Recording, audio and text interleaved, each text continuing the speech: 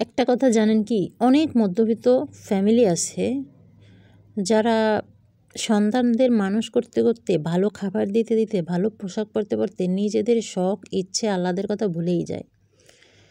যখন তাদের বয়স কম ছিল তখন তারা ভালো একটা কাপড় পরেনি কেন?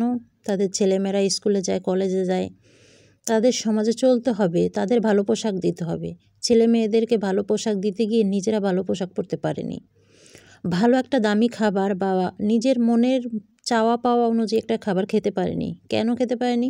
কারণ ঘরে সন্তানেরা আছে। সে নিজে যদি একটা ভালো খাবার খেতে যায় তাহলে বাকি যে সন্তানেরা আছে তাদের মুখে কী দিবে?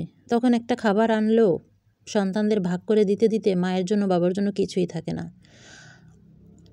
কিন্তু একটা পর্যায়ে দেখেন ছেলেমেয়েরাও মানুষ হলো, মেয়েদের বিয়ে দিল, ছেলেদেরকেও বিয়ে করালো, ছেলেরা ভালো চাকরি করে, মেয়েরাও হয়তো ভালো চাকরি করে কিংবা জামাইয়ের অবস্থা খুব ভালো। এখন আর ঘরে সংসারে কোনো অভাব নেই, ভালো খেতে পারবে, ভালো পড়তে পারবে, কিন্তু এখন আর পারে না। কেন পারে না জানেন? কারণ মায়ের একটা পছন্দের কালার ছিল আর সেটা হচ্ছে লাল, কিন্তু সেই লাল শাড়িটা এখন আর মাকে মানাবে না, কারণ মায়ের যে বয়স হয়ে গেছে। লোকে কি বলবে?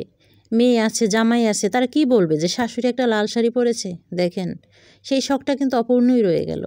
একটা ভালো খাবার খাবে, কিন্তু মায়ের তো ডায়াবেটিক্স হয়েছে, এখন তো সে মেপে মেপে খাবে, তার পছন্দের খাবারটা সে খেতে পারবে না। সে যে মিষ্টি পছন্দ করতো, কিন্তু এখন আর সে মিষ্টি খেতে পারে না, কারণ তার ডায়াবেটিক্স। এই হচ্ছে অবস্থা। তাই আপুরা, ভাইয়েরা, আপনাদেরকে বলবো, যেই বয়সে আপনার ইচ্ছে পূরণ করার বয়স, একটু একটু হলেও সেই ইচ্ছেটা পূরণ করার চেষ্টা করবেন। ভালো খাবার খেতে ইচ্ছে করে, চেষ্টা করবেন খাওয়ার। সন্তানের জন্য যদি চিন্তা করেন, করবেন, কিন্তু তার পাশাপাশি নিজেদের চিন্তাটাও করতে হবে। কারণ সন্তানের আশায় যদি থাকেন যে ভবিষ্যতে আমার সন্তান মানুষ হয়ে আমাকে খাওয়াবে, তখন আমি খাবো, সেই চিন্তাটা না করবেন না। কারণ সেটা নিতান্তই একটা ভুল ধারণা, সেটা কখনোই সম্ভব না। কারণ কেউ বলতে পারবে না যে আমি সারা জীবন সুস্থ থাকবো। তাই আমাদের সবারই উচিত বয়স থাকা অবস্থায় আমাদের ছোট ছোট ইচ্ছেগুলো পূরণ করা, ছোট ছোট শখগুলো পূরণ করা। যেই খাবারগুলো খেতে ইচ্ছে করে সামর্থ্য অনুযায়ী সেই খাবারগুলো খাওয়া।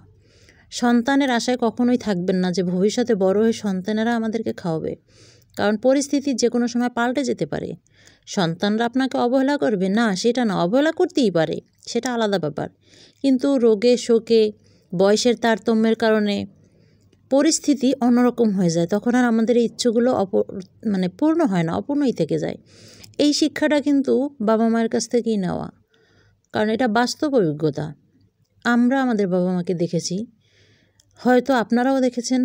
কেউ বলতে পারে, কেউ বলতে পারে না। গিয়ে দেখুন, আপনার মায়ের মনে অনেক কষ্ট, আপনার বাবার মনে অনেক কষ্ট, তার প্রকাশ করতে পারে না।